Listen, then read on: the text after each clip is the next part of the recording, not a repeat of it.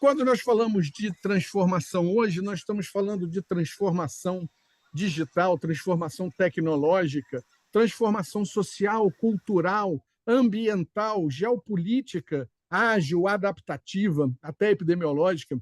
E esta moldura maior de um processo de transformação que nunca ataca uma fonte só, nunca é só digital, nunca é só sistêmica, nós damos o nome desse processo a esse processo de transformação organizacional, que é algo um pouco mais amplo, algo que envolve as diversas dimensões de uma organização para que ela, de fato, mude, se ajuste tal qual a água nesse mundo ágil, líquido, que nós vimos aqui, ó, desde a entrada aqui, né, de mudanças simultâneas e que já são, que saturam a organização e que nós precisamos, portanto, e muito um grande esforço para que as coisas funcionem bem, e muito esforço da liderança.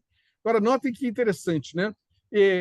91% das organizações, já em 2019, relatavam sentir o impacto de tecnologias disruptivas. Isso cada vez mais vai acontecer.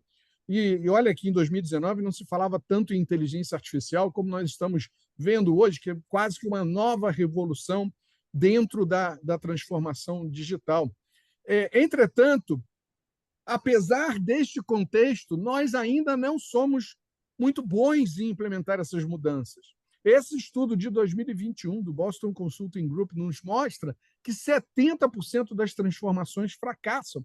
Quer dizer, apenas 30% são bem-sucedidas, é muito pouco. Imagina se em apenas 30% das vezes você recebesse o seu salário.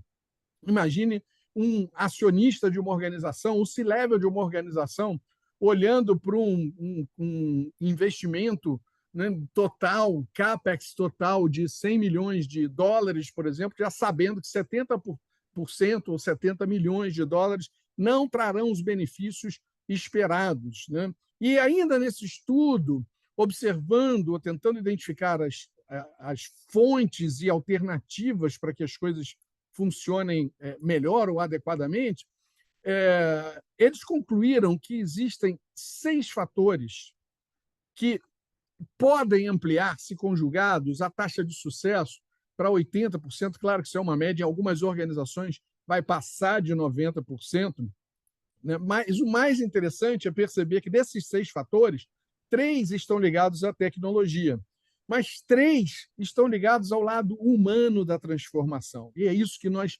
vamos observar aqui. E esses 3 são, portanto, o primeiro, olha, autoengajamento da liderança, desde o CEO até a camada gerencial.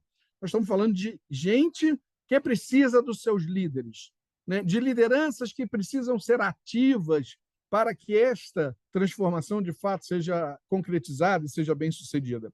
Habilidades humanas relacionadas à autogestão da mudança. Nem todo mundo tem essas habilidades, então cabe também a cada organização a promover a atmosfera mais saudável possível de alto bem-estar para que nós tenhamos alto engajamento e as pessoas possam gerir ou autogerir a mudança. Nós não somos capazes de mudar o outro, nós só somos capazes de mudar a nós mesmos.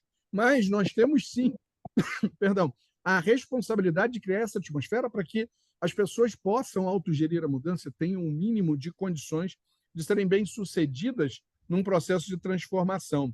E, por fim, a adoção ampla de uma cultura organizacional ligada à agilidade, uma cultura de agilidade organizacional, de adaptabilidade, né? Agora, o mais interessante desse estudo, que, embora trate muito do tema tecnológico, é essa frasezinha que aparece aqui no final, que diz o seguinte: olha, a tecnologia é importante, mas normalmente é a dimensão humana, a dimensão das pessoas, que é o fator determinante para o sucesso ou para o fracasso de uma empreitada. Então, notem que, ainda que nós tenhamos 6 fatores que são pilares essenciais para aumentar a taxa de sucesso da transformação de uma organização, nesse caso, transformação digital, ainda assim é no fator humano que reside o tema central e o fator mais importante que nós devemos considerar. Quando nós falamos em agilidade organizacional, nós estamos falando, na verdade, em organizações adaptativas. Essa é a definição que o próprio PMI, né, o Project Management Institute, usa, né, que é, em resumo, a capacidade de uma organização de mudar ou de se adaptar rapidamente em resposta às condições de mercado e outros fatores externos também. Então, existe uma dinâmica de fatores, sejam eles tecnológicos, mercadológicos, sociais, comportamentais, legais, epidemiológicos, geopolíticos, ambientais, tudo isso influenciando uma organização que precisa ser adaptativa para sobreviver. É uma questão realmente de sobrevivência. E, pelo menos, se manter competitiva, se possível, tirar vantagem disso, avançar no mercado, né, para conquistar a liderança. São sempre grandes oportunidades que surgem e que modelam o nosso negócio, tal qual a água modela o curso do rio, como nós vimos lá no início. Né? É muito curioso também ver quando a gente pesquisa este tema, né? E esse é o tema, vamos dizer, nos últimos 10 anos, de 2014 para cá, que se fala cada vez mais nesse tema. Quais são as principais características de uma organização ágil? Esse estudo aqui, conduzido também pelo PMI, né, eles obtiveram 73% das pessoas respondendo que a principal característica é justamente de flexibilidade, de adaptabilidade, o que está totalmente em linha com o que a visão do próprio PMI. Mas a realidade é que, quando questionados esses mesmos corpos de executivos acerca da eficácia de suas organizações na implementação imediata, célere, de estratégias responsivas, né, adaptáveis ou adaptativas, aí esse número se inverte, apenas 27% percebem sua organização como extremamente ou muito eficaz. Portanto, nós ainda estamos muito longe, né? Isso talvez reflita muito bem por que nós tenhamos hoje uma taxa de fracasso na casa de 70% quando falamos em transformação digital. É um número muito relevante. Né?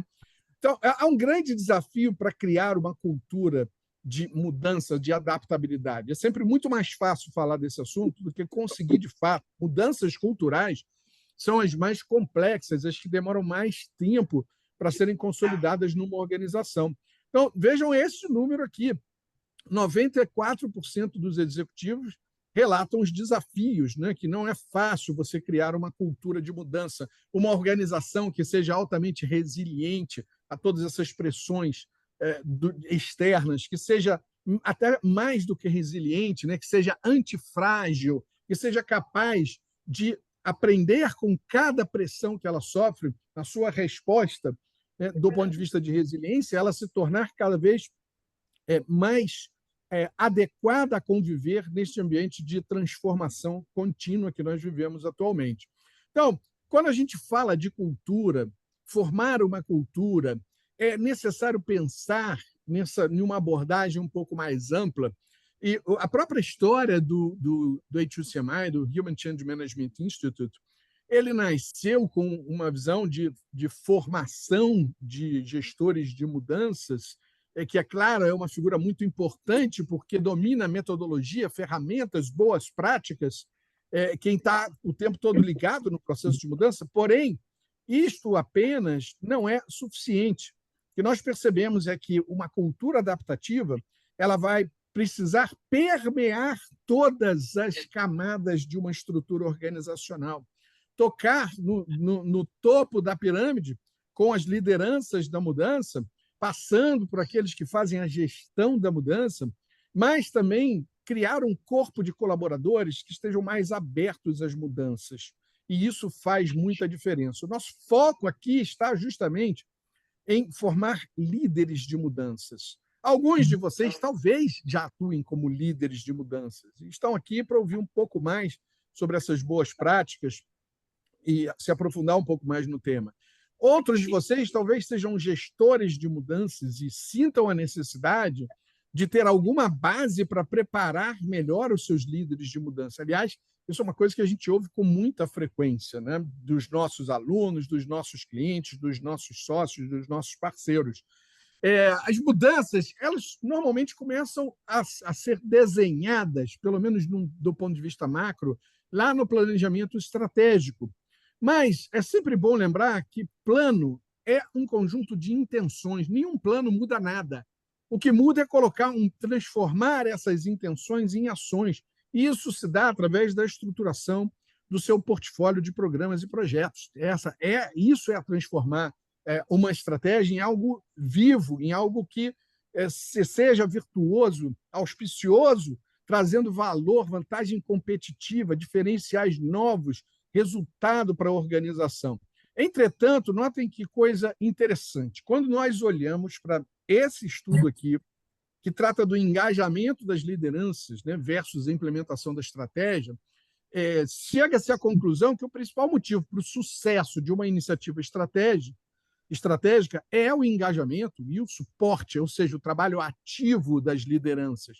Mas este mesmo estudo conclui que apenas metade daquelas pessoas que foram entrevistadas por essa unidade de inteligência do The Economist, em conjunto com o time do PMI, apenas metade dos pesquisados relatam que a estratégia ou a implementação da estratégia, né? Porque criar a estratégia é uma coisa, implementar é outra, recebe a atenção adequada das lideranças. E aqui, se a gente for olhar a causa raiz, vários outros estudos vão falar sobre o quão assoberbados estão os líderes com esse processo de transformação contínua, né? Que não é nada fácil. Nós também vamos ver a relevância de qual o impacto da falta de liderança em diversos estudos, inclusive num relatório específico do próprio PMI, de como as mudanças fracassam, os projetos fracassam por falta de liderança ativa. Então, foi a partir daí, de perceber tudo isso, que a gente percebeu que é mais importante do que somente ter a gestão de mudanças num projeto aqui, num outro projeto acolá. É claro que isso é importante, é claro que isso é um primeiro passo, mas nós precisamos formar uma cultura organizacional que seja ágil, adaptativa, que gestão de mudança seja algo que faz parte do dia das pessoas. E claro que, para isso, a liderança da mudança também precisa ser algo muito natural. Por isso, nós criamos o Change Leadership Workshop. Esse é um programa que já está em curso há alguns anos, né, e vem trazendo cada vez mais, repercutindo. Deixa eu botar no mudo aqui, repercutindo no mercado. E, basicamente, o que a gente está buscando aqui é, primeiro, né, sensibilizar as lideranças para este papel ativo que eles têm em relação à transformação das organizações. E informar, porque muitos não conhecem, nem sequer se deram conta de que este é o seu papel mais importante. Não sem motivo, a Harvard Business Review lançou um artigo, já faz alguns anos, inclusive 2017, se não estou equivocado, cujo título é All Management is Change Management. Eu vou colocar aqui no chat o link desse artigo também, vale a leitura, inclusive tem uma versão em português. All Management is Change Management. E é verdade, porque se você quer fazer, por exemplo, você é o líder da área comercial, você quer ampliar a venda em um determinado segmento, ou alcançar uma nova região geográfica, é mudança. Isso é mudança e vai envolver o componente humano. Se você é a pessoa de finanças e quer trabalhar numa linha de custos, é mudança. Isso vai envolver gestão de mudanças e liderança da mudança. E nós demos um passo além de sensibilizar para que as pessoas, esses líderes estejam abertos, de informar para que esses líderes compreendam que existem dados, fatos que mostram a relevância desse seu papel ativo como agentes da transformação, mas também formar. E é isso que a gente vai ver aqui também. As 10 boas práticas dos líderes de mudança, que são muito relevantes. E é completamente natural e compreensível que muitos líderes não se deem conta desse seu papel organizacional, porque eles estudaram engenharia, administração, economia, assim, o que for. Mas talvez tenham feito até pós-graduação, mestrado, doutorado, mas a única aula que eles nunca tiveram foi sobre como liderar uma mudança. E, então, existe uma lacuna importante, né? Formar líderes de mudança é um passo essencial para uma cultura aberta à sua transformação. Isso também nos inspirou a dois movimentos importantes. O primeiro deles foi lançar uma ferramenta para que a gestão de mudanças tenha, claro, ganhos de produtividade, tenha mais inteligência, mas também tenha uma melhor comunicação com as lideranças. Os líderes de mudança, eles muitas vezes têm uma visão distorcida do que é a gestão de mudanças. Pensam na gestão de mudanças como team building, como movimentos de motivação, quando muito comunicação, treinamento, isso tudo, claro, é importante, mas não é suficiente. Nós temos que ir muito, muito, muito além disso. E foi a partir daí que nós lançamos esse livro novo. Né? Mês passado eu estava na Espanha, em Madrid, no nosso congresso anual lá em Madrid, lançamos esse mesmo livro, a edição em espanhol, Liderando a Transformação Organizacional, o Fator Humano no Desenvolvimento de Culturas Adaptativas. Nós vamos ter um sorteio aqui no finalzinho desse evento, nós vamos ter um sorteio de 2 livros, e também vou colocar um link aqui para vocês, quem quiser baixar os primeiros capítulos desse livro, é bem tranquilo, você pode fazer o download desse material. Tá? Já coloco para vocês os links aqui. Bom, para dar sequência, então, é importante entender a diferença entre gestão de mudanças e liderança da mudança. São 2 papéis muito importantes. É claro que quem está gerindo a mudança é também um líder, mas, naturalmente, nós estaremos muito mais conectados com o planejamento, a gestão de atividades, seguir boas práticas, processos, métodos, o uso de ferramentas, né, o controle, resolução de problemas. Então, eu diria que o gestor de mudanças ele vai fazer 70%, 80% de gestão e 20%, 30% de liderança. Faz muito sentido pensar nesses números. Aliás, o próprio Darrell Connor ele menciona esses números. Né? Agora, quando a gente olha para o líder de mudança, o líder é aquele que é responsável por estabelecer e comunicar a visão, essa visão do estado futuro da organização, o propósito, por que mudaremos, quais são os motivadores desse processo de mudança, a direção, né? Alinhar as pessoas, motivar, inspirar, entusiasmar, ouvir as pessoas. O líder tem que estar preparado para ouvir as pessoas. Né? E atuar também como esse grande formador, né? Um embaixador da mudança, né? Capaz de criar uma cadeia de copatrocinadores. Não dá para ter apenas um líder conduzindo um processo de mudança. Nós precisamos, na verdade, de um grupo de lideranças envolvidos, mas tem aquele líder que puxa o tema, né, que estimula o assunto. O líder vai só trabalhar nesse aspecto de inspirar, entusiasmar, persuadir, sim, mas ele vai precisar fazer um pouco de gestão também, né, muito mais na validação daquele trabalho, da estratégia, das atividades de gestão de mudanças. Nós vamos ver esses detalhes todos aqui. Então, a realidade é que hoje nós temos um gap entre gestão de mudanças e liderança de mudanças. Liderança de uma maneira geral. Né? E eu vejo, é muito comum, tanto nas sessões de mentoria, de consultoria, com meus alunos, com meus clientes, eu ouvi reclamação do tipo, puxa, eu precisava que meu líder se envolvesse mais, eu precisaria que o patrocinador estivesse mais presente. Ok, isso é verdade, mas se você é o gestor de mudanças, você precisa estimular esse líder. É parte do seu trabalho buscá-lo, envolvê-lo.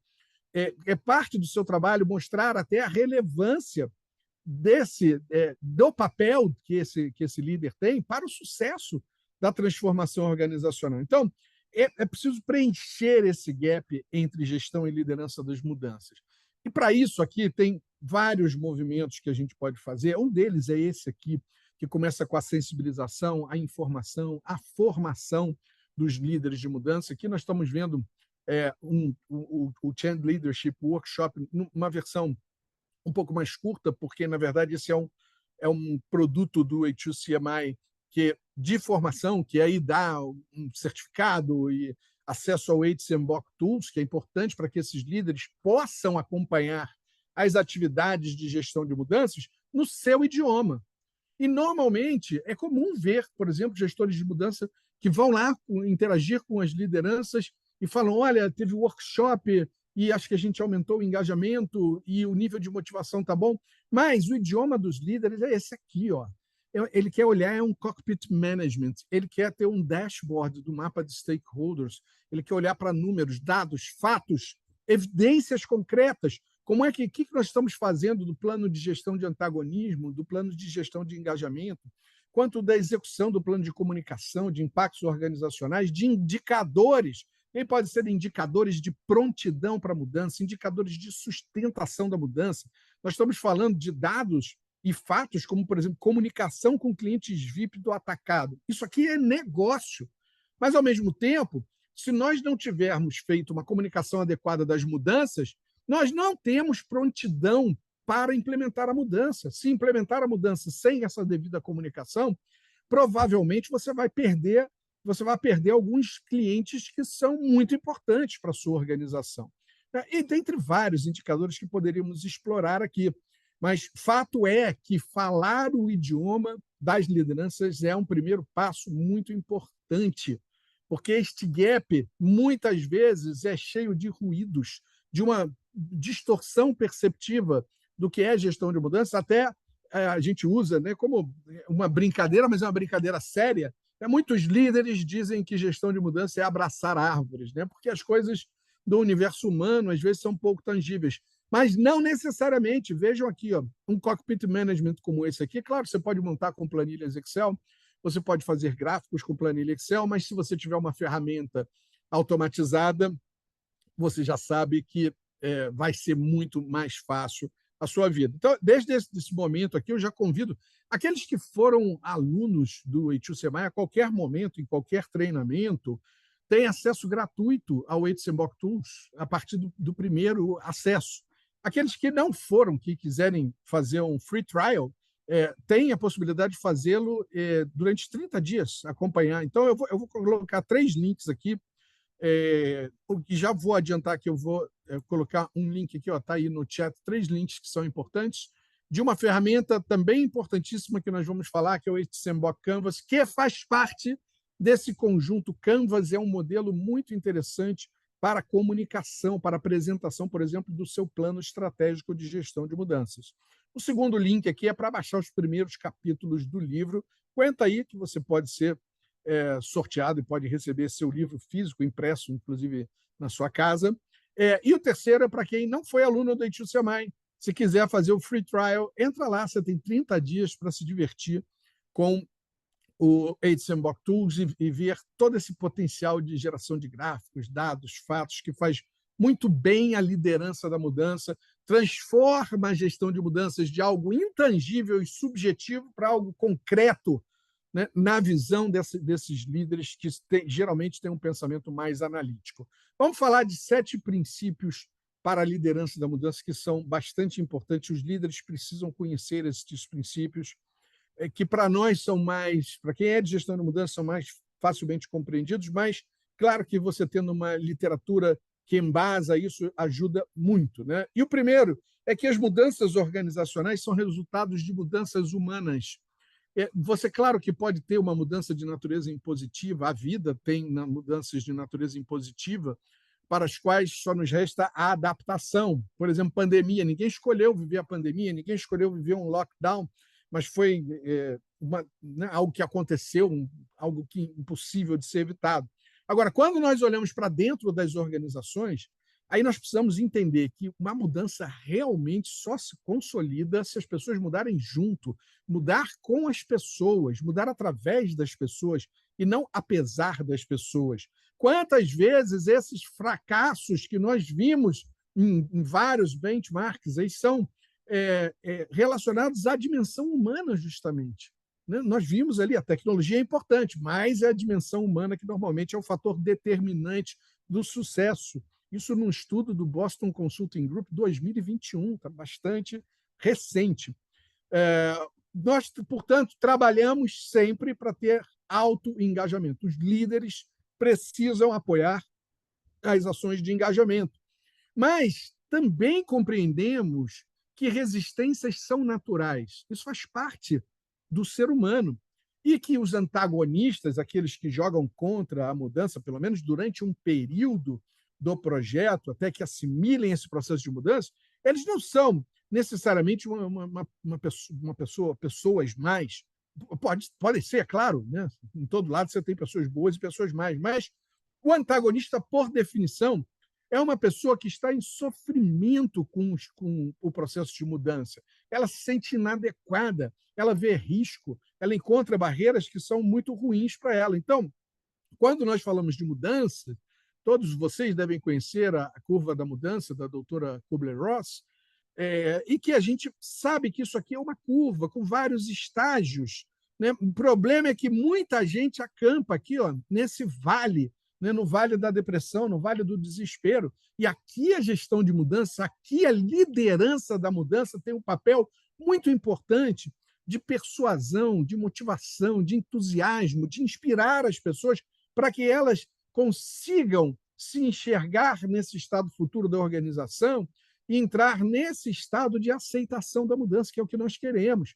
Claro que 100% de engajamento é o que nós perseguimos, embora isso seja quase uma utopia, né? Muito difícil, mas pelo menos ali chegar na implantação de uma mudança com 80%, 90% de engajamento já é um bom número e, mesmo depois da implantação, nós vamos continuar, porque é preciso compreender que não basta você criar a consciência da mudança, o senso de urgência, a coalizão da mudança, o desejo da mudança. Você também precisa aprender a gerir antagonismos. E os líderes precisam aprender que eles são parte ativa para discutir estratégias para lidar com antagonistas, particularmente quando o antagonismo vem de outra liderança. Aí, então, que você naturalmente tem menos capacidade de influenciar esse líder, mas o líder da mudança, o patrocinador da mudança, os copatrocinadores da mudança, esses sim podem ser agentes ativos para te apoiar nesse processo. Vejam que esse gap ele tem que ser preenchido com uma atuação ativa. Né? Mudança é conexão emocional.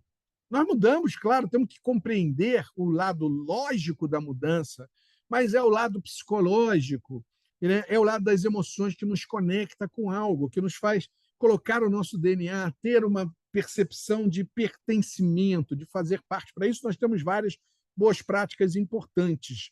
É importante também reconhecer que existem barreiras para a mudança. Barreiras como medo, insegurança psíquica, que são naturais. Afinal, quem que está, por exemplo, caminhando numa estrada e baixa aquela tremenda neblina, você não vai reduzir a velocidade, você não vai andar com mais cuidado, você não sabe o que tem adiante. Então, a mudança implica em sair do estado atual e para um estado novo, que muitas vezes é o estado do desconhecido. E aqui nós temos que mitigar efeitos do medo e insegurança psíquica com comunicação, e parte dessa comunicação tem que vir dos líderes. Claro que nós vamos ter um plano de comunicação, claro que nós vamos ter artefatos de comunicação, mas a palavra do líder, principalmente um líder com alta credibilidade na organização, ela preenche essa lacuna natural de medo, de insegurança psíquica, que é humano. Isso faz parte. Agora, existem outras barreiras que são mais complexas e que exigem muito da liderança. São temas que todos nós temos, como questões ligadas a ego. Ego aqui não no sentido freudiano, mas no sentido mais mundano, talvez, de orgulho, vaidade, arrogância, prepotência. Né? As lutas, as disputas por status, poder, as agendas pessoais, que são legítimas, né? O conjunto das minhas ambições, daquilo que eu venho trabalhando para alcançar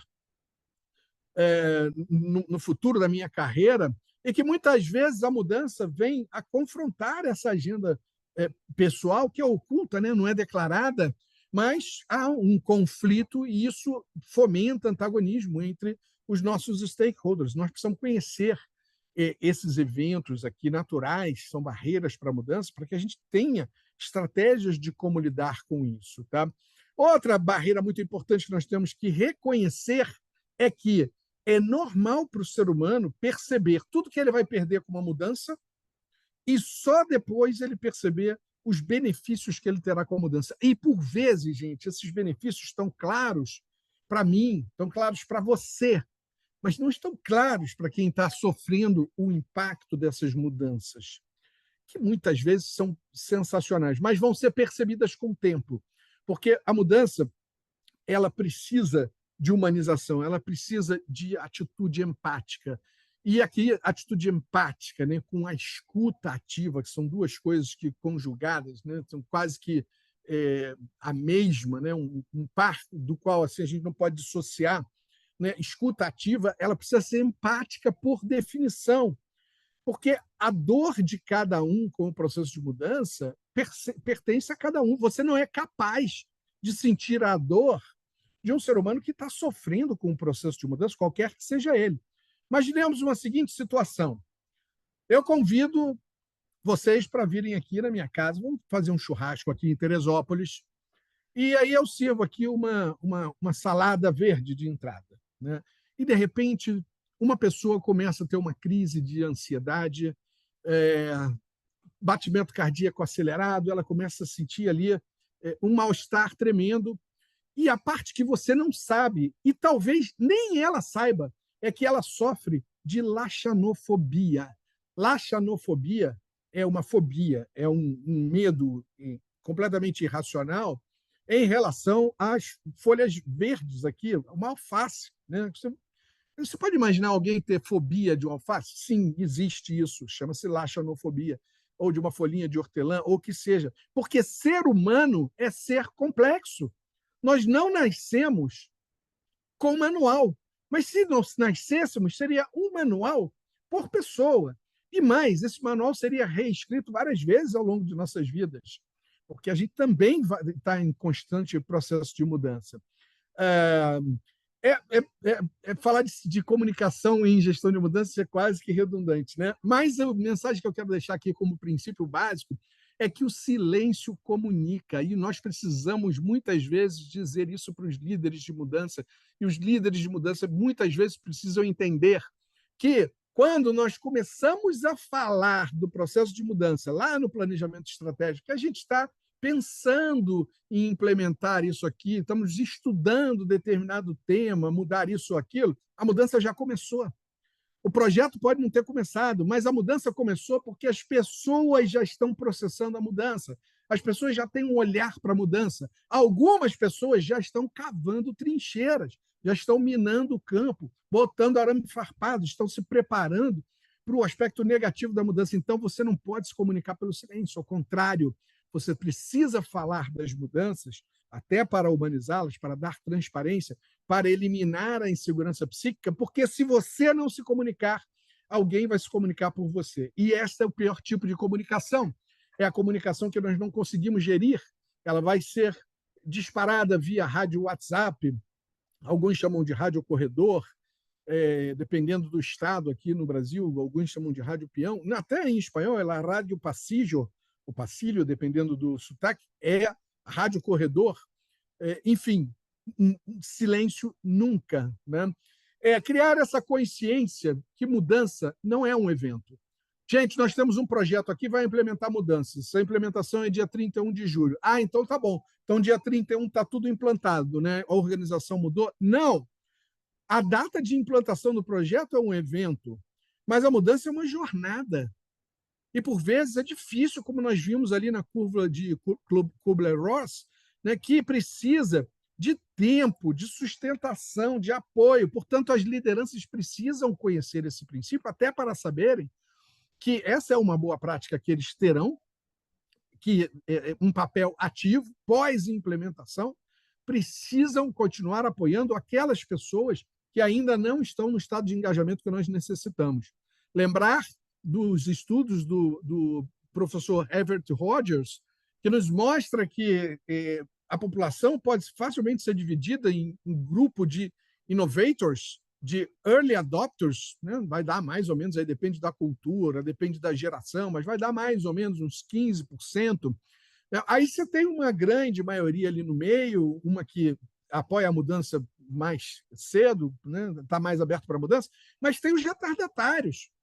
que também pode ser um grupo aí entre 20% e 15%, que vão precisar de muito mais apoio, muito mais persuasão, muito mais influência dessas lideranças para que comecem a perceber os benefícios da mudança, ainda que após a implantação.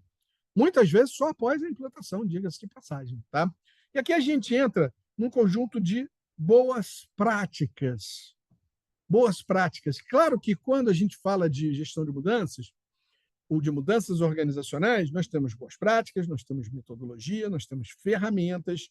Eu já falei de uma ferramenta que é importante, que é o HCMBOK Tools, e você pode usar, falei do HCMBOK Canvas também, inclusive já tem aí o link para vocês baixarem, mas você também pode usar, se você não tiver acesso a uma ferramenta um pouco mais sofisticada, você pode usar até planilhas Excel. Mas cuidado, porque quem faz gestão de mudança atrás de um computador está fazendo a gestão burocrática da mudança. Gestão de mudança é relação humana. Lembre-se, humanize a mudança. O ser humano é ser complexo. E as pessoas precisam ser ouvidas. E vamos começar, então. Nosso foco aqui vai estar nas boas práticas. Se possível, né, todos os líderes treinados em tudo, metodologia seria perfeito. Mas ter uma compreensão básica de metodologia, ter uma compreensão básica das ferramentas e receber esse ferramental, principalmente na forma de dados, gráficos, dashboards, no cockpit management, já é mais do que suficiente para o líder de mudança. Agora, operar essas boas práticas, se você já é um líder de mudança, saiba que esse é o papel, essa é uma boa prática. Se você é quem está conduzindo as mudanças e precisa de apoio das lideranças da mudança, você precisa provocar esta atitude, né? E muitas vezes a gente tem que impulsionar, interagir com o líder de mudança para que ele realmente exerça esse papel. E o primeiro deles é atuar como um patrocinador da mudança. E o patrocinador é uma figura essencial, porque ele é o verdadeiro, principal líder da mudança, e por isso precisa ser uma pessoa com poder e respaldo para demandar a mudança. Não pode ser qualquer pessoa na cadeia da organização. Um dos erros mais comuns que eu vejo inclusive aconteceu muito comigo, né? Eu venho de uma carreira como diretor de tecnologia, como CIO, e muitas vezes tinha lá um projeto, sei lá, da área de compras, e o pessoal dizia, não, mas é sistema, isso aí é com o Vicente, porque é a tecnologia da informação. Ou o projeto de finanças, não, mas isso aí é com a TI. Gente, o projeto pode ser de TI, mas ele não é da TI. E ele envolve sempre cultura e pessoas. Portanto, nós precisamos que a área que realmente será a dona daquele sistema, e isso não se aplica só a sistema, se aplica, por exemplo, à robotização, à automatização de uma linha de produção, então, numa área industrial, da mesma forma, nós precisamos que essas lideranças estejam engajadas, atuando como patrocinadores da mudança, por mais que isto venha a envolver também a tecnologia. Claro que o CIO tem esse papel também de copatrocinador, mas, salvo em raras exceções, por exemplo, vai fazer a migração da sua infraestrutura tecnológica para a nuvem. Bom, esse é um projeto da TI e de TI. Esse claramente é um projeto, ok? Mas o restante, tudo que é para o negócio, tem que ter o líder de negócio envolvido. Esse líder precisa ter disponibilidade e compromisso em conduzir os processos de mudança. Ele é a principal pessoa capaz de entusiasmar, inclusive os seus pares, inclusive os seus líderes para esse processo de mudança. E aqui, muitas vezes, a gente vê aquele discurso vazio, né? Mas não importa o que você diz, o que importa é o que você faz. Você está presente no projeto, você joga junto, que é uma outra boa prática, né?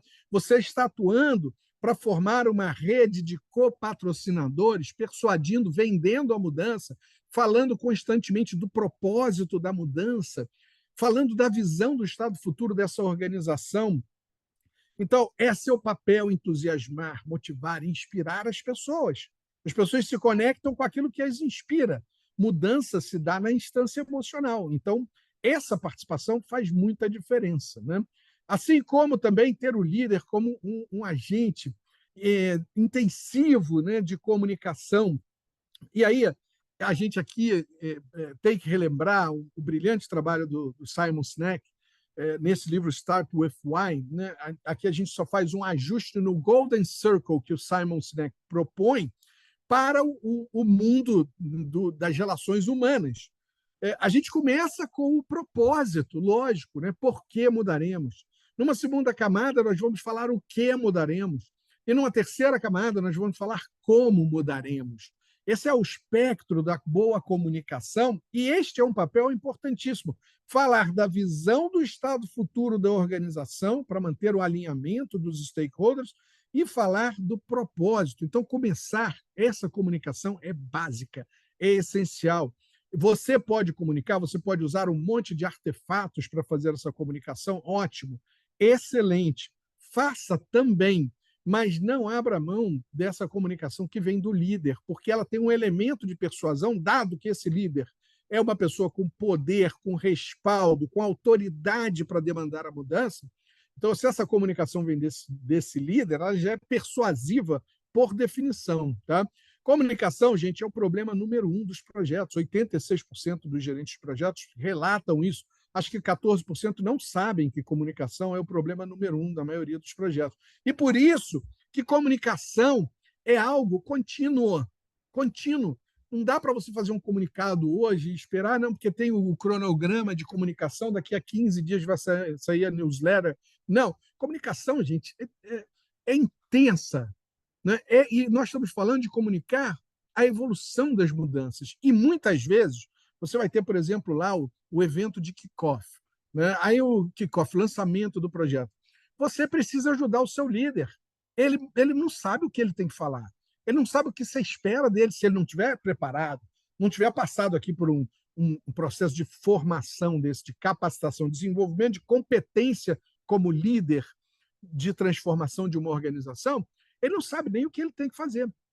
E aí você precisa preparar o script, fazer um briefing, né, uma discussão antes com ele, prepará-lo bem, para ele abrir o evento, para ele depois fechar o evento, convocando as pessoas a este movimento de coalizão em torno da mudança, para que ele venha cooptar outros líderes. Aí lá para frente você vai ter mais uma etapa, um outro workshop, um evento qualquer, uma reunião de acompanhamento, uma reunião de comitê de um projeto. Mais uma vez, o líder precisa ser preparado, porque para ele comunicar a evolução contínua das mudanças, né, ele precisa de apoio, ele precisa saber onde nós estamos, o que estamos fazendo, como estamos evoluindo. Então, esse é um caminho natural, mas você tem um papel ativo nisso.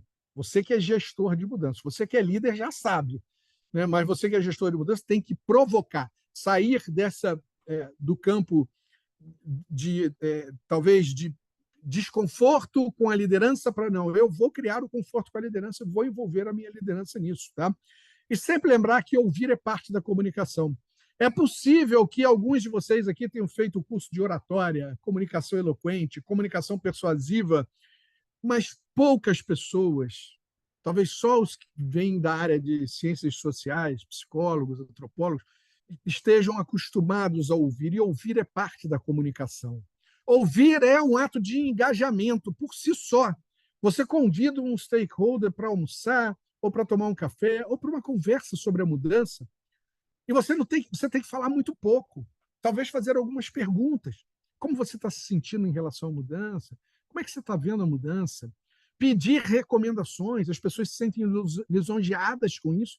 O que nós poderíamos fazer mais para engajar as pessoas, engajar a sua equipe? Como sua equipe está vendo isso? E a partir daí deixa a pessoa falar. Muitas vezes o ser humano só precisa desta porta aberta para expressar as suas emoções. E na medida que as emoções não estão mais contidas, se dá vazão à expressão dessas emoções, as pessoas se sentem mais confortáveis, criam um laço emocional, porque elas têm uma voz ativa no projeto. Você parou para ouvi-la, o seu líder parou para ouvi-la, você preparou o seu líder para esse momento. O seu líder está ligado nisso, e escutar ativamente o que está sendo dito, mas também o que está nos bastidores, nas entrelinhas, como está sendo dito, o tom de voz, a emoção, né? Aquilo que nós temos que é inato, a gente percebe que quando uma pessoa está bem, quando não está, quando está nervosa, quando está mais aflita, se é o ritmo natural dela ou não, né? E também aquilo que não foi dito. que também é importante a gente entender. Espera aí, o que está nas entrelinhas que não foi dito e eu estou percebendo que existe algum nível de inquietude aqui, né? É claro que a gente vai começar sempre ouvindo a percepção de perdas, mas também é uma oportunidade de você compartilhar os benefícios da mudança. Portanto, veja aí o papel do líder na comunicação, né? Não permitir que o silêncio prevaleça jamais. O silêncio comunica. Guarda isso aí que é muito importante, tá? E transparência gera credibilidade. Transparência ataca justamente uma das barreiras da mudança que nós vimos, que é medo e insegurança psíquica. E transparência significa comunicação contínua. Muitas vezes, transparência em relação à comunicação, até com a própria equipe de projeto, mas com stakeholders em geral, stakeholders internos, né? Estão colaboradores, prestadores de serviços, serão afetados pela mudança, estão dentro da organização, mas tem stakeholder externo também, cliente, fornecedor, sindicato, governo, enfim, dependendo, né, da área, vai ser muito importante isso. Essa comunicação direta, ela tem um efeito assim impressionante, né? Claro que nós vivemos hoje num mundo virtualizado, mas nada te impede de pegar o telefone e ligar para uma pessoa ou de fazer uma sessão, né? Você pode mandar uma mensagem antes, pode falar agora, né? Abre a câmera para você ver as pessoas, porque o poder dessa comunicação direta é incrível. E um estudo conduzido pela Harvard Business Review mostra que a capacidade de persuadir, de você conseguir algo, de envolver as pessoas numa demanda qualquer que você tenha, é 34 vezes maior do que se você se comunicar através de um meio frio qualquer, tipo e-mail, WhatsApp, enfim, qualquer outro meio que não seja direto, interação humana direta. Tá? O líder tem um papel de alinhar as pessoas. Muito importante, diga-se de passagem, porque ninguém se engaja naquilo que não conhece. Se eu não sei quais são as expectativas acerca, por exemplo, do meu papel em relação às mudanças, quais são as metas a serem perseguidas, qual é o meu compromisso com essas metas, né, que responsabilidades eu tenho, vai ser muito difícil que as pessoas se engajem naquilo que elas desconhecem. Então, aqui, claro que existem ferramentas, né, importantes. Aqui a gente pode usar uma matriz RACI. Todo mundo deve conhecer. RACI é um acrônimo de Responsible, Accountable, Consulted, Informed. O teu líder não vai fazer uma matriz RACI, mas você pode preparar uma matriz RACI. E você vai preparar uma matriz RACI como um rascunho, com algumas interrogações, para que o seu líder seja um agente ativo, validando, chancelando papéis e responsabilidades, por exemplo, em relação à equipe do projeto.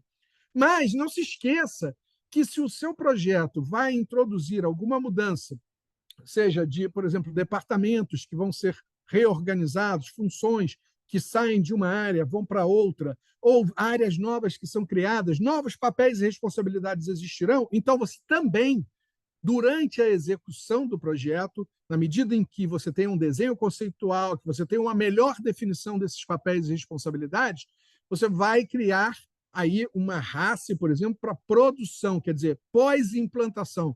No minuto seguinte à implantação das mudanças, como nós operaremos? Isto mantém o alinhamento. Isso dá, de novo, em termos de comunicação, RACI é uma ferramenta também de comunicação, de alinhamento de expectativas, mantém todo mundo conectado com o processo de mudança. Bom, eu estava aqui, agora eu tenho que fazer isso aqui. Quais são as habilidades que eu tenho que desenvolver? Te dá uma visão muito clara, né? Agora, o teu líder não vai preparar isso aqui, é muito operacional. Você prepara, vá discutir com ele, mas tenha uma definição de papéis e responsabilidades chancelada por esse líder. Talvez, para papéis muito relevantes numa organização, ele deva ser o agente de comunicação dessas mudanças, inclusive, alinhando assim papéis e responsabilidades, né? O líder ele tem um papel em apoiar as atividades de gestão de engajamento e gestão de antagonismo, gente, porque é muito curioso quando a gente olha uma mudança, nós podemos encontrar fatores de engajamento que, por si só, poderiam ou potencialmente podem trazer um grande benefício à mudança. Mas fatores de engajamento precisam ser maximizados, precisam ser bem utilizados.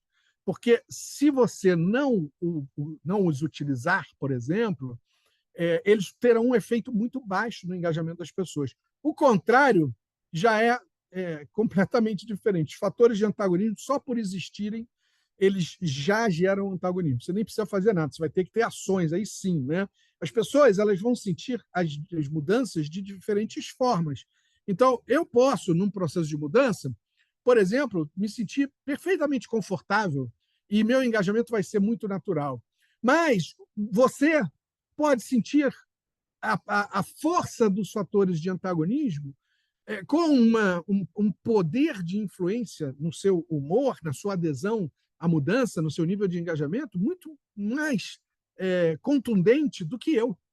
E aí nós vamos ter diferentes perspectivas. Já no outro processo de mudança pode ser o contrário. Eu posso me apegar mais aos fatores de antagonismo e você pode perceber melhor os fatores de engajamento. Então, aqui, gente, a gestão de engajamento é trabalho da gestão de mudanças, identificar esses fatores de engajamento, identificar os fatores de antagonismo e desenvolver ações ou propor ações para maximizar os fatores de engajamento, mitigar ou eliminar os fatores de antagonismo. Mas essas ações precisam da validação também da chancela. Mais uma vez, líder tem ação ativa para aprovar essas ações. Muitas vezes são ações importantes. Por exemplo, já tive caso de perceber desalinhamento entre presidente e diretores. E aí fizemos uma proposta de que, olha, se vocês não se alinharem aí no topo, vai ser difícil conseguir alinhar a camada gerencial. Então, vamos fazer um programa de mentoria do presidente com seus diretores. Isso é uma proposta para a gestão de um fator de antagonismo, que era o desalinhamento entre a alta cúpula da organização. E o presidente gostou, e aí nós dissemos, olha, na ato contínuo, nós temos que fazer um processo de mentoria dos diretores com seus gerentes agora, para manter esse alinhamento em cadeia. Tá? Então, vejam que a gente pode propor um monte de ações, mas tem que envolver a liderança na aprovação. E para isso você tem que se conectar com as pessoas, porque o ser humano é ser complexo, né? Nós já falamos sobre isso. Então, como é que você vai entender a causa raiz do desconforto de alguém com o processo de mudança, né, sem você ter conexão? Né? É deixar de fazer a gestão de mudanças atrás de um computador. Claro que a gente precisa do computador, eu precisei preparar essa apresentação, faz parte do jogo, mas né, você tem que investir 70%, 80% do seu tempo interagindo com as pessoas. E os líderes, o tempo deles dedicado ao projeto, aí então que tem que ser 90% interagindo com as pessoas. 10% eles vão usar para validar uma ferramenta ou outra com você, uma estratégia ou outra com você. Né? Ainda por cima, quando nós começarmos a detalhar requisitos desse processo de mudança do sistema, do novo processo, das regras de negócio, aparecerão impactos organizacionais. São todo o efeito do processo de mudança que vai ter alguma repercussão humana. Também você vai precisar de um plano para lidar com impactos organizacionais. E, mais uma vez, você pode propor soluções, mas cabe às lideranças aprová-las. Porque muitas vezes a sua proposta, se você está percebendo que né, o processo vai ficar lean, vai ficar enxuto, você vai ter ganho de produtividade. Um dos impactos organizacionais pode ser redução do headcount ou ampliação do headcount também. Não, para crescer, a gente vai precisar de mais gente na central de atendimento, por exemplo. Você não consegue aprovar essa ação sem o envolvimento das lideranças. Então, de novo, aqui é um papel ativo da gestão de mudança e um papel ativo da liderança das mudanças, entendendo a importância da sua atuação nesse âmbito. O líder e a formação do espírito de equipe. Esse provérbio africano, eu tirei desse filme, é Uma Boa Mentira, grande filme.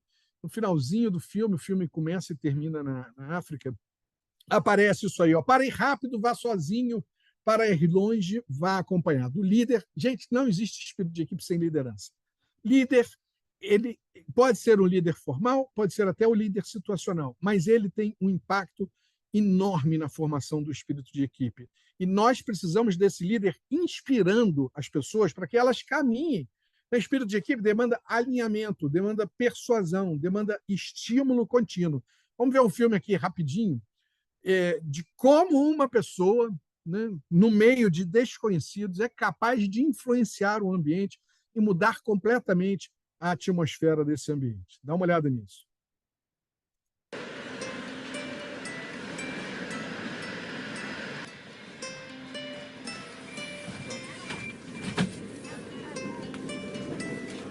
Só confirma para mim, está com áudio aí para vocês, pessoal?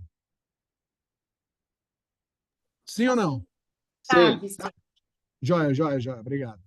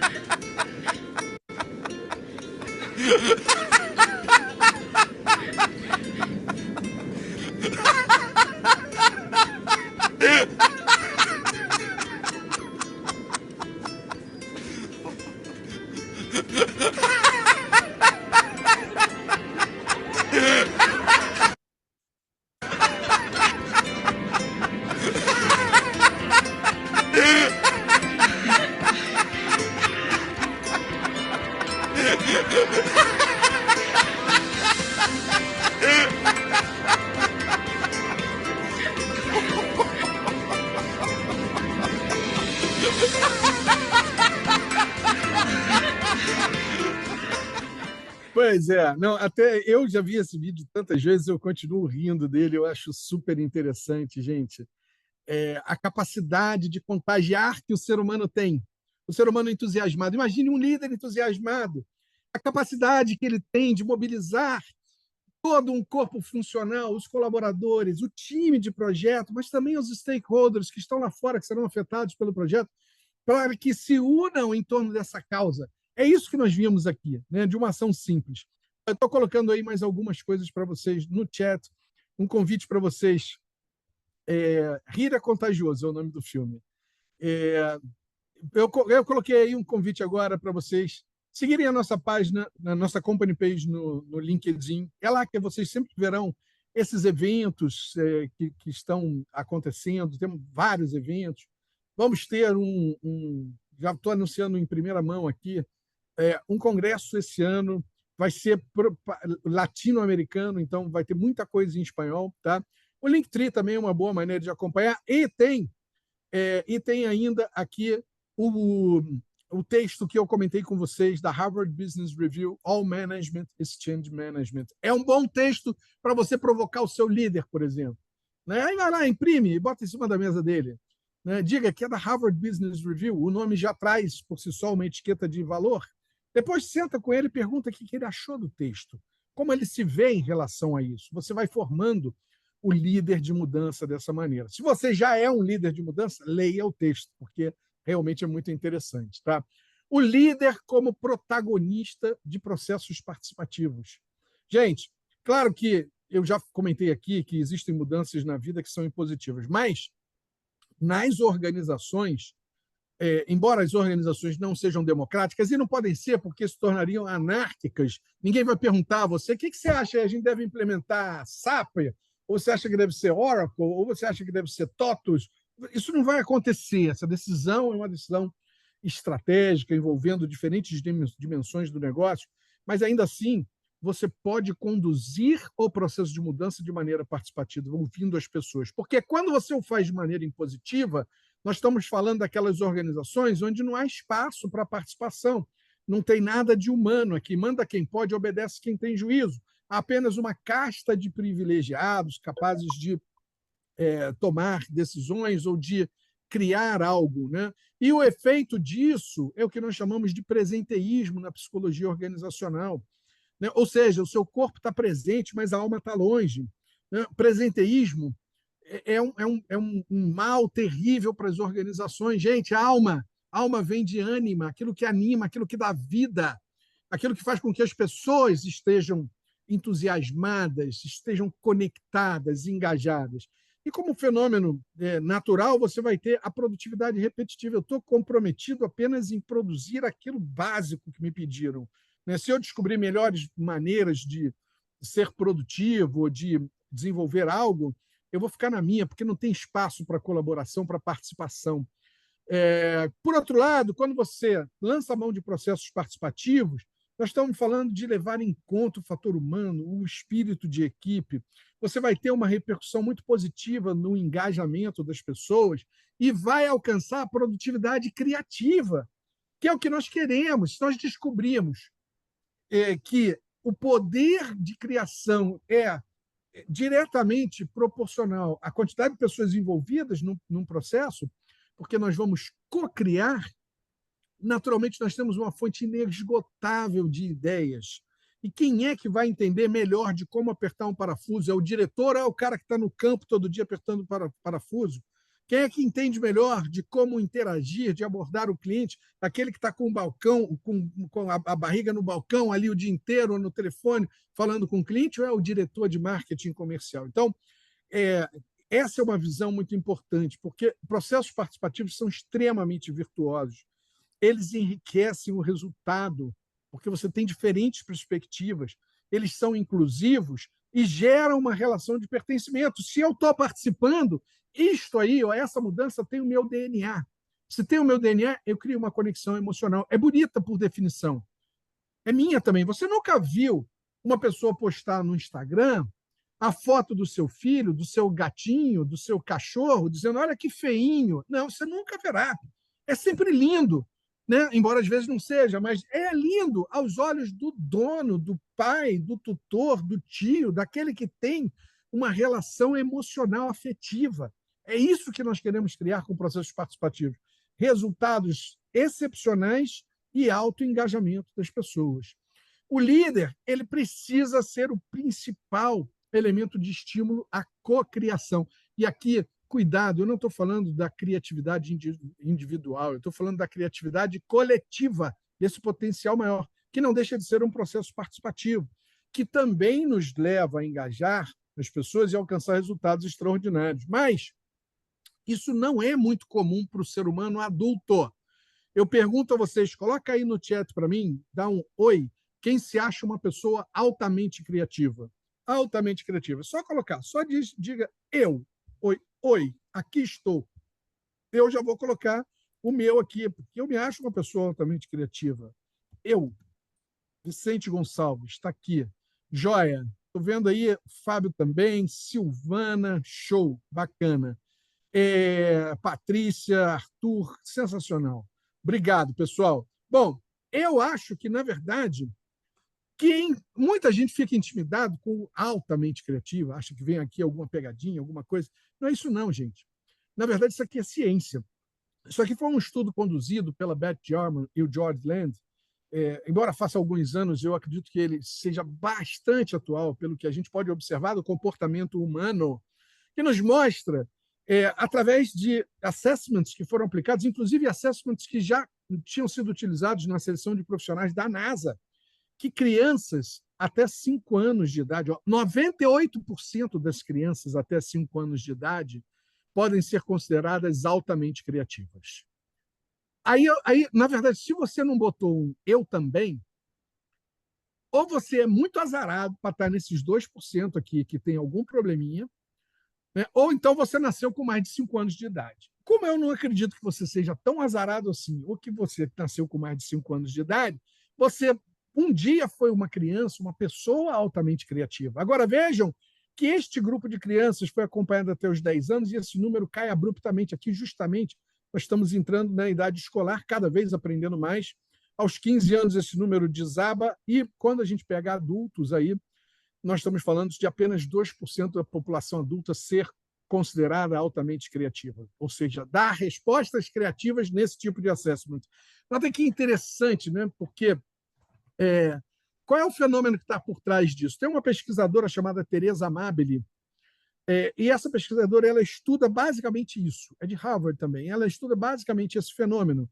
E ela tem um texto que chama-se Os Assassinos da Criatividade, e nesse texto nós podemos perceber que as escolas e as organizações têm sido muito eficazes em assassinar a nossa criatividade. Quanto mais nós modelamos padrões e nós limitamos os processos de cocriação, mais nós eliminamos a criatividade. Que existe, que está lá. Você não deixou de ser uma pessoa altamente criativa, que você foi até os 5 anos de idade, mais ou menos.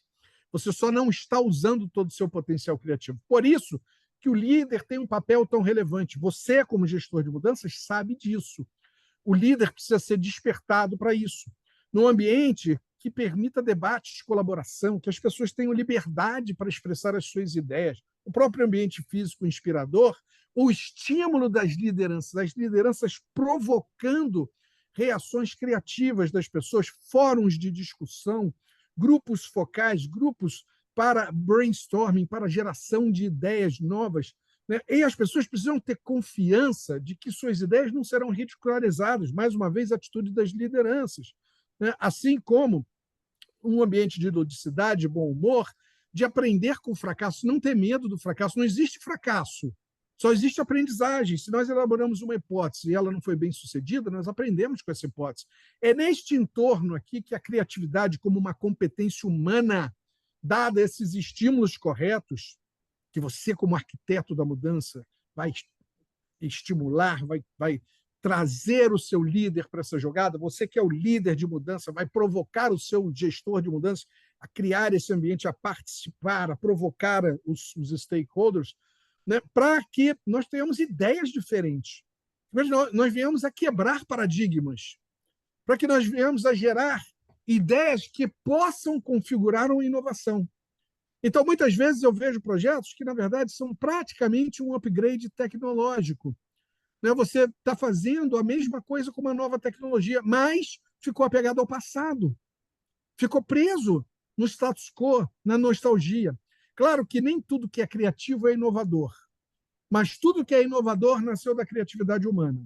Para ser inovador, nós precisamos colocar mais um temperinho aqui, que é a visão de empreendedorismo, ou seja, olhar e aplicar a criatividade em favor do negócio, porque aí sim vem a inovação, que é a aplicação da criatividade na geração de vantagens competitivas. A sua organização tem que sair melhor do que ela entrou desse processo. Bom, o líder, como nós já vimos, ele tem que atuar na sustentação da mudança. A mudança é uma jornada, não é um evento. Na realidade, a gente vê aqui a curva da mudança, a gente tem um desempenho antes da mudança e vamos mudar porque esperamos um desempenho melhor depois da mudança. Mas, depois de passar da mudança, algumas pessoas vão passar pelo Vale do Desespero, algumas vão ficar acampadas no Vale do Desespero, e nós precisamos de sustentação da mudança, precisamos de líderes atuando ainda na mudança, persuadindo as pessoas, estimulando as pessoas, aqueles que ainda não mudaram, para que se juntem a esta visão do Estado futuro. Até porque uma hora nós vamos chegar nesse futuro. O futuro chegou e a porta do passado vai se fechar. Quem ficar para trás vai ficar obsoleto. Pessoas também ficam obsoletas. Então, quando o projeto acaba, gente, começa a sustentação das mudanças. Mas este não é o paradigma natural dos líderes de uma organização. Nós precisamos cultivar essa visão. Nós precisamos doutriná-los, evangelizar, para mostrar que, olha, o projeto sim é um evento, mas olha aqui, mudança é uma jornada. As pessoas, eu posso dizer que o projeto vai acabar no dia 31 de julho, mas eu não posso dizer com absoluta certeza qual é a data que a mudança vai acabar. Vai estar 100% consolidada, institucionalizada na cultura organizacional. Isso eu não posso dizer, porque isso depende de circunstância para circunstância, de empresa para empresa, de momento para momento, de abordagem de gestão de mudanças para de uma mais sofiscada a uma menos, ou talvez até nenhuma. Então, cultivar essa visão aqui é muito importante, E o líder tem um papel fundamental para entusiasmar, discutir a estratégia. O líder tem que conhecer a estratégia de gestão de mudanças, envolver copatrocinadores, entender esse seu papel, estar presente no projeto. E isto ajuda a formar uma cultura de mudanças, ou seja, aquilo que nós vimos lá no início, de transformação, uma ação que muda a forma de algo. É mudança contínua nesse mundo ágil, líquido que nós vivemos hoje. Então, esse líder tem um papel muito importante de estar presente. Às vezes é dar um pulinho no projeto. Ah, mas o meu líder não vai. Eu já marquei reunião com o diretor, pedi a ele 15 minutos para falar de mudança organizacional. Ele me deu 15 minutos. Eu cheguei na sala dele, e ele disse, não, senta, pode falar, vamos conversar. Eu disse, não, eu preciso de 15 minutos. Ele falou, então, pode sentar. Eu falei, não, mas 15 minutos seus lá no projeto, interagindo com as pessoas, estimulando, motivando. E fui caminhando com ele no corredor, fazendo um rápido briefing do que eu esperava que ele dissesse, do que as pessoas estavam precisando da presença dele naquele momento. O líder que joga junto faz muita diferença, principalmente para o time de projeto. O líder ele é um estrategista da mudança, sim. Ele precisa conhecer a estratégia da mudança, embora ele não vá elaborar todos os detalhes.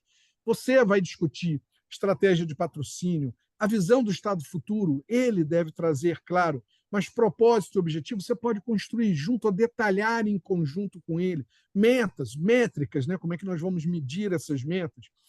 A partir, conhecer os elementos da cultura organizacional que você mapeou, que tem efeito naquela mudança, o nível de maturidade que aquele departamento, aquela área, aquelas pessoas envolvidas têm para lidar com perdas. A partir daqui, nós tiramos fatores de antagonismo e engajamento para fazer a gestão desses fatores.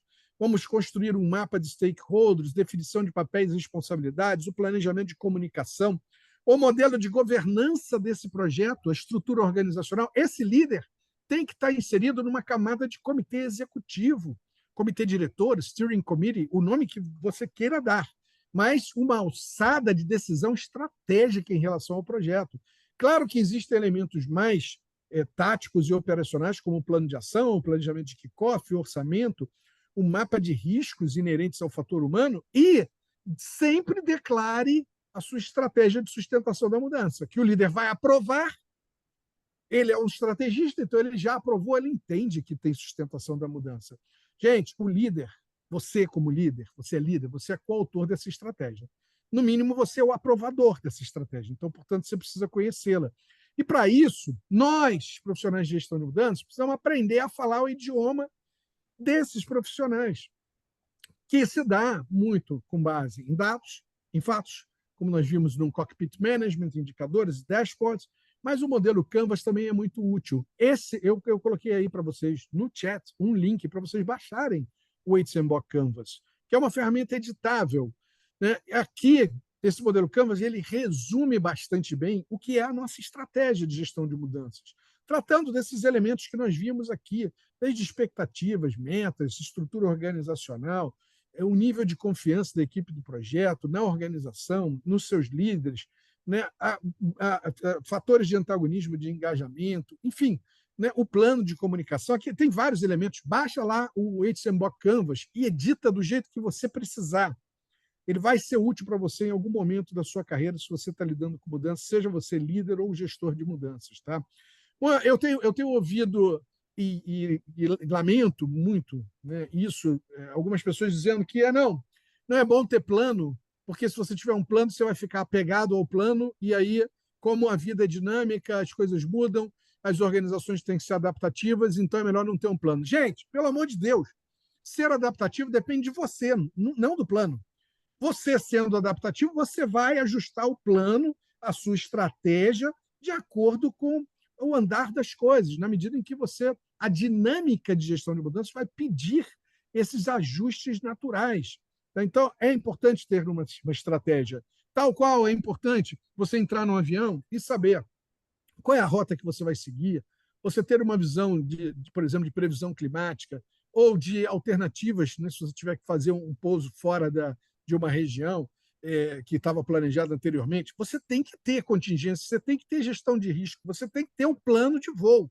E é isso que a gente faz quando define uma estratégia. Conhecer todas as variáveis que vão ampliar a possibilidade de nós sermos exitosos, né, bem-sucedidos. Porque liderar as mudanças não é um papel delegável. Não é delegável. Gerir a mudança é uma coisa, liderar a mudança é outra. E o líder da mudança é essencial para a mudança. E ele não pode terceirizar isso aí. Dizer que não, isso aí não é comigo, isso aí é com o pessoal lá da TI, isso aí é com o profissional. É o Vicente ali, ó, gestor de mudança é o líder. Não. Eu posso ser o gestor da mudança, mas o líder da mudança é uma pessoa com poder, respaldo e autoridade para demandar a mudança. Tá? O maior desafio sempre vai ser formar uma cultura organizacional voltada para a transformação.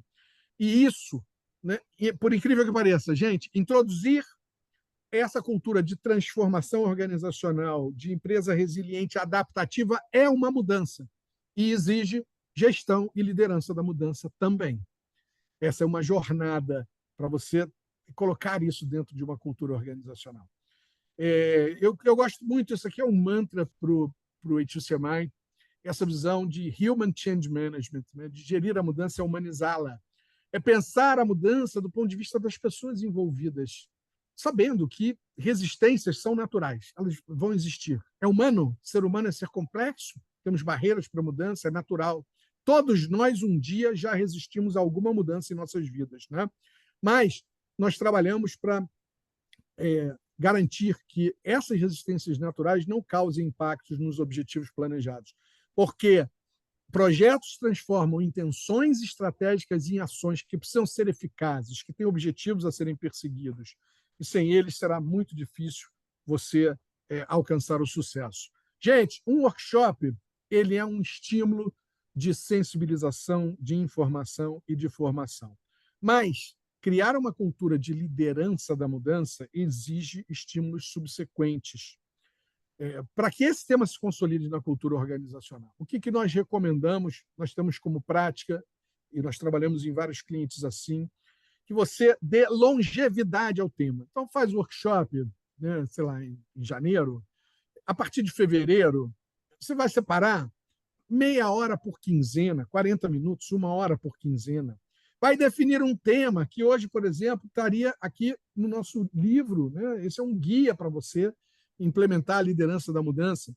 Selecionar uma dessas boas práticas, né? E promover uma discussão rápida, né? Do diretor com seus gerentes, depois dos gerentes com seus coordenadores, dos coordenadores com supervisores. Né? Pode ser vídeos também. Essa discussão pode ser individual, pode ser em grupos focais, e você basicamente vai repetir isso ao longo de um ciclo de pelo menos 6 meses, ideal 1 ano, para consolidar essas lições. Que questões que a gente discute aqui, então? Né? Basicamente, bom, vamos discutir, por exemplo, o uso de processos participativos. Como nós estamos aplicando essa boa prática? Né? Que exemplos nós temos de uso dessa boa prática? O que ainda não estamos fazendo que podemos aprimorar, aprofundar?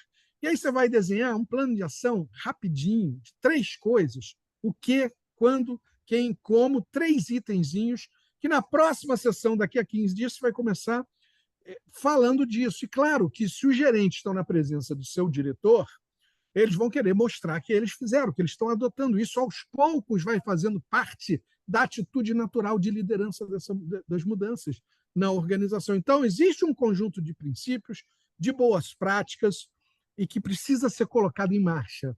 Olha, eu digo para vocês que trabalhei em organizações como a Vale, por exemplo, que me permitiram estudar no MIT, no IMD, e eu vi muitos colegas que foram para lá e supostamente aprenderam muitas coisas importantes, inclusive sobre gestão de mudança, liderança da mudança, mas que nunca colocaram em prática.